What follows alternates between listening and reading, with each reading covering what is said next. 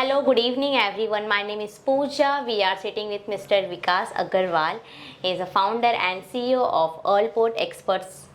Thank you. So आपने हमारे पिछले चैनल्स में देखा ही होगा कि हमने किस बेस पे पीएमएस के फी स्ट्रक्चर के बारे में बात किया है। तो आज हम बात करेंगे एआईएफ के फी स्ट्रक्चर के बारे में। तो विकास जी, आप हमें बताइए कि एआईएफ में कैटेगरीज के फी स्ट्रक्चर बताइए, जैसे कि कैटेगरीज 1 में कौन से फी स्ट्रक्चर है, कैटेगरी 2 एंड कैटेगरी 3 में फी स्ट्रक्चर के बारे में बताइए एंड क्या डिफरेंसेस होते हैं वो भी आप आज हमारे इन्वेस्टर्स को बताइए। Thank you so much Pooja, you are doing a fantastic job. much, thank sir. You for organising this.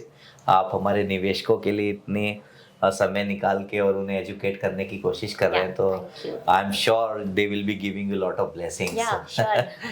देखिए, आपका बहुत अच्छा क्वेश्चन है कि हमारे जो निवेशक हैं, इन्वेस्टर्स हैं, उनका ये क्वेश्चन होता है क्योंकि सबसे पहले बात ये देखनी पड़ती है कि जो एआईएफ है, ऑल्टरनेटिव इन्वेस्टमेंट फंड्स, ये बहुत ज्यादा पॉपुलर एसेट क्लास नहीं, बहुत ज्यादा पॉपुलर इन्वेस्टमेंट व्हीकल नहीं है इंडिया के अंदर। सेकंड, आपको ये देखने को मिलेगा कि वाइल म्यूचुअल फंड्स एंड पीएमएसएस, इनका अगर आप हिस्ट्री देखते हैं तो 20-20, 25-25 साल की इनकी हिस्ट्री है। मतलब रेगुलेटर ने इसे 96 2000 में इन्हें सेटअप कर दिया था, इनकी गाइडलाइंस इशू कर दी थी। लेकिन एआईएफ का जो गठन हुआ हमारे यहाँ पे, जो एआईएफ कमिटी का जो स्ट्रक्चर हुआ, वो 2011-2012 में हुआ। अच्छा, इस समय पे रेगुलेटर ने काफी इसमें काम किया। नहीं तो इसके पहले लोग वेंचर कैपिटलिस्ट फंड बोलते थे, कोई प्राइवेट इक्विटी फंड बोलता था, कोई एंजल इन्वेस्टिंग फंड बोलता था, अलग अलग बहुत सारे इसके नाम थे। तो रेगुलेटर ने बोला कि ये मेरे लिए बहुत डिफिकल्ट हो रहा है ट्रैक करना। और आप रेगुलेटर को तो जानते हैं कि सेबी जो है वो regulator is like a father of the industry. तो वो काफी प्रोटेक्ट करते हैं अपने इन्वेस्टर्स का फंड्स। तो प्रोटेक्शन के मामले में ध्यान में रखते हुए उनके समय पे बहुत बड़ी चुनौती थी कि कैसे सारे मैनेजर्स को एक प्लेटफॉर्म पे लाया जाए और कैसे उनकी एक यूनिफॉर्म गाइडलाइंस बनाई जाए ताकि किसी भी निवेशक के साथ धोखा ना हो। एक समय था 1980-90 के समय पे जब चिट फंड होते थे, और मुझे याद है चिट फंड में लोगों ने बहुत पैसा लूज भी किया है। मैं नाम नहीं लेना चाहूंगा, बट उस समय लार्ज ग्रुप्स के चिट फंड्स में लोगों ने पैसा लूज किया। तो रेगुलेटर काफी इसमें स्ट्रांगली काम कर रहा। आपने कभी नहीं सुना होगा कोई म्यूचुअल फंड डिफॉल्ट हो गया, आपने कभी नहीं सुना कि पीएमएस कंपनी डिफॉल्ट हो गई, किसी का पैसा लेके चली गई, ऐसा कभी नहीं हुआ। क्योंकि उसको ऐसे रिंग फेंस्ड किया है कि वो चाह के भी उसमें से कोई पैसा मैनिपुलेट नहीं कर सकता। बहुत मतलब नेग्लिजिबल चांसेस है इसमें, क्योंकि इसमें जो फादर हैं, जैसे हमने बोला रेगुलेटर, वो काफी अच्छे से इसको रेगुलेट करते, कंट्रोल करते। तो अब आती फी स्ट्रक्चर की बात, तो मैं आपको थोड़ा सा पीछे लेके जाता हूँ। 2011 और 12 में ये एआईएफ की सारी कैटेगरी बनी, तो उसमें 3 कैटेगरी का निर्माण हुआ। सबसे पहला कैटेगरी 1। उन्होंने बोला कि जितने भी एंजल फंड्स हैं जो स्टार्टअप्स में पैसा डालते हैं, उसे हम कैटेगरी 1 में लेके आएंगे। तो आपने देखा होगा, आप शार्क टैंक देखते हैं, इस तरह के शार्क टैंक मूवमेंट्स हो रहे हैं इंडिया के अंदर। पहले एक समय था कि इन कंपनियों के पास में कोई फंडिंग की अपॉर्चुनिटीज नहीं होती थी। अब क्या हुआ है कि कैट 1 जो पोर्टफोलियो मैनेजर्स हैं, वो जैसे शार्क टैंक्स होते हैं, ठीक उसी तरह से वो निवेशक वो अलग अलग कंपनीज में निवेश करते हैं। उसे बोलते हैं कैटेगरी 1। अच्छा, कैटेगरी 1 में 2 चीजें हैं। एक तो मिनिमम इन्वेस्टमेंट, आपको पता है एआईएफ में थ्रेशोल्ड लिमिट क्या है एआईएफ की? What is the minimum investment amount? 1 crore. 1 crore, okay.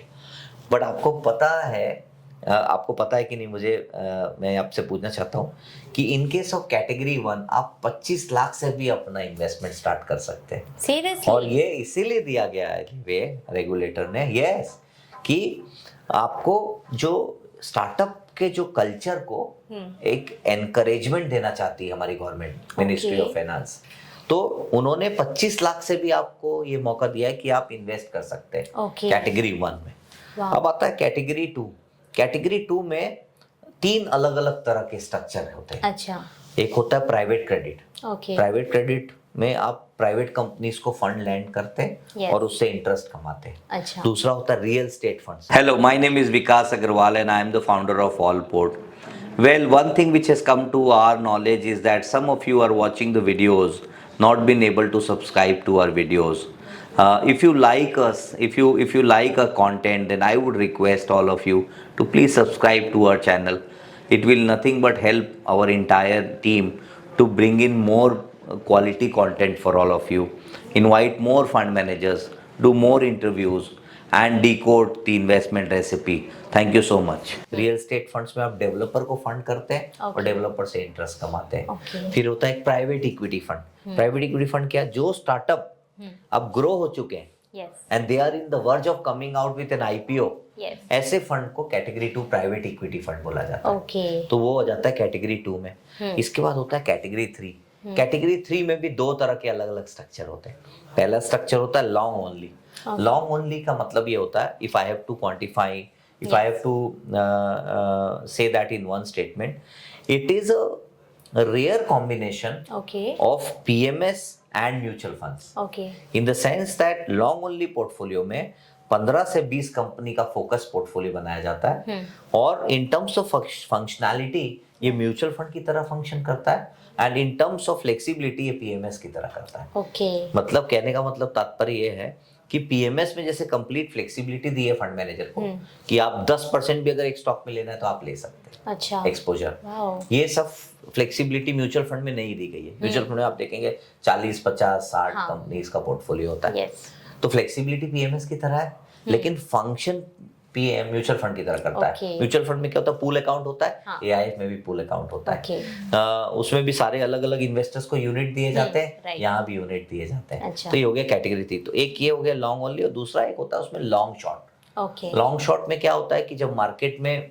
कुछ सेक्टर्स अच्छा नहीं चल रहे तो उसे फंड मैनेजर शॉर्ट कर देता है और जो सेक्टर्स अच्छे चलने वाले उन्हें एंटिसिपेट करके लॉन्ग कर लेता है. अच्छा. उसमें वो कोशिश करते हैं रिटर्न जनरेट करने की. Okay. इसमें क्या होता है, वोलेटिलिटी आपकी कम हो जाती है और रिटर्न्स आपके बराबर मिलते हैं. तो ये 3 अलग अलग कैटेगरी है. यस अब इस 3 कैटेगरी के लिए अलग अलग फीस स्ट्रक्चर एप्लीकेबल होता है. जनरली ये देखा गया है कि इंडिया में कैटेगरी 1 और कैटेगरी 2 में फीस स्ट्रक्चर सिमिलर होता है यस राइट इक्विटी इन्वेस्टमेंट में.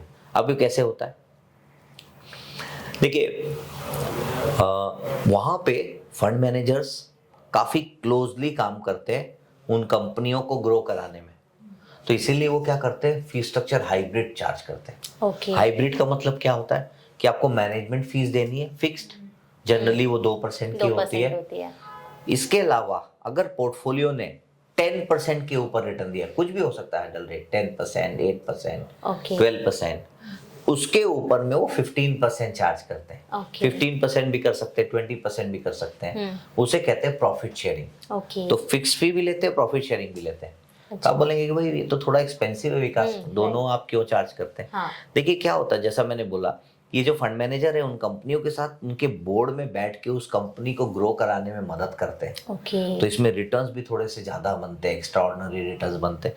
तो ऑब्वियसली अगर कोई इतने एफर्ट डाल रहा है तो वो दोनों चार्ज करेगा, कैरी भी चार्ज करते हैं और मैनेजमेंट फीस भी चार्ज करते हैं. तो जनरली देखने को मिला कैटेगरी 1 और कैटेगरी 2 इक्विटी में आपको हाइब्रिड स्ट्रक्चर मिलता है. यस बट आपके पास में फिक्स्ड इनकम कैटेगरी 2 भी है जो कि प्राइवेट क्रेडिट हो गया, रियल एस्टेट हो गया. वहां पे प्रॉफिट शेयरिंग जनरली कम होता है या नहीं के बराबर होता है. फिक्स्ड फी ऑप्शन में भी आपको वो प्रोडक्ट्स अवेलेबल हो जाते हैं. अब आता है कैटेगरी 3 की बात. कैटेगरी 3 में 2 तरह का होता है, मैंने बोला एक लॉन्ग ओनली और एक long short. Yes long only में जनरली 2.5% के एक्सपेंस होते हैं ओके रेगुलर में. अगर आप किसी फंड मैनेजर के साथ आप इन्वेस्ट कर रहे हैं, ऑन एन एवरेज आपको 2.5% का फीस होता है. ओके म्यूचुअल फंड में आपकी जनरली फीस होते हैं 1.5 से 2% तक. और पीएमएस में आपको पता है 2.5% का फीस होता है. तो कैटेगरी 1 और 2 में आपको हाइब्रिड स्ट्रक्चर होता है, वेरिएबल स्ट्रक्चर अभी तक देखने को नहीं मिला है. यस राइट और टोटल अगर आप देखते हैं तो there are about 1600 AIFs which exist in India. You'll be Okay. surprised to notice that. Yes And out of 1600, अगर आप टोटल साइज की बात करते हैं तो total size of the AIF industry has become more than 15 lakh crore as I speak to you. सोचिए अब 2012 में जो इंडस्ट्री रेगुलेट हुई, 2026 आते आते 15 लाख करोड़ की ऑलरेडी हो चुकी है. यस राइट और इसमें अगर आप non promoter non institutional funds देखेंगे तो भी ये साइजेबल है. 5 लाख करोड़ के करीब इसका एसेट्स है. 5 लाख करोड़ में 2.5 लाख करोड़ कैटेगरी 3 में है अकेले, ओके जो कि लिस्टेड कंपनीज में इन्वेस्ट करते हैं. अच्छा और बाकी के 2.5 लाख कैटेगरी 1 और 2 में मिला के. ओके तो कहने का मतलब 5 लाख 5.5 लाख करोड़ की इंडस्ट्री है, नॉन प्रमोटर नॉन इंस्टीट्यूशनल. सो फीस स्ट्रक्चर के बारे में आते हैं. या तो इसमें फीस फिक्स फी होता है या तो इसमें वेरिएबल हाइब्रिड फीस होता है. इसमें वेरिएबल होता ही नहीं है जनरली, बहुत कम देखने को मिला है. और उसमें भी वेरिएबल में फिक्स्ड फी ऑलरेडी फीस जो है वो फी स्ट्रक्चर डिफाइन की जाती है निवेशक को पहले आने के पहले, ऑनबोर्ड होने के पहले, और उनका सिग्नेचर उसमें लिया जाता है और अग्रीमेंट साइन होता है ओके ताकि कल को किसी तरह का इशू ना आए। तो उसके बाद भी अगर कोई निवेशक है उन्हें लगता है कि फंड मैनेजमेंट चार्जेस ज़्यादा लिए गए हैं, इस तरह का कुछ है, तो वो सेबी को जाके कंप्लेन कर सकते हैं, और अगर ये सही निकला तो सेबी उन मैनेजर्स का लाइसेंस भी कैंसिल कर सकती है, मतलब it is that regulated.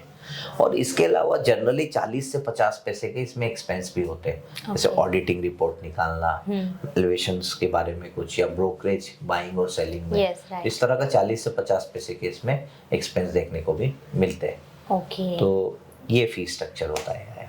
Okay wow, thank you so much Thank you. Sir, आपने हमारे इन्वेस्टर्स को इतना Thank अच्छा you. आपने ब्रीफ किया है। सो इन्वेस्टर्स, आपको अगर कुछ भी क्वेश्चंस हो, आपको कुछ भी कहना हो, प्लीज़ हमारा नीचे कमेंट सेक्शन में आप वहाँ पे नोट डाउन कीजिए। आपको जितने भी क्वेश्चंस हैं हम अपने नेक्स्ट वीडियो में आपको ज़रूर ये चीज़ बता देंगे।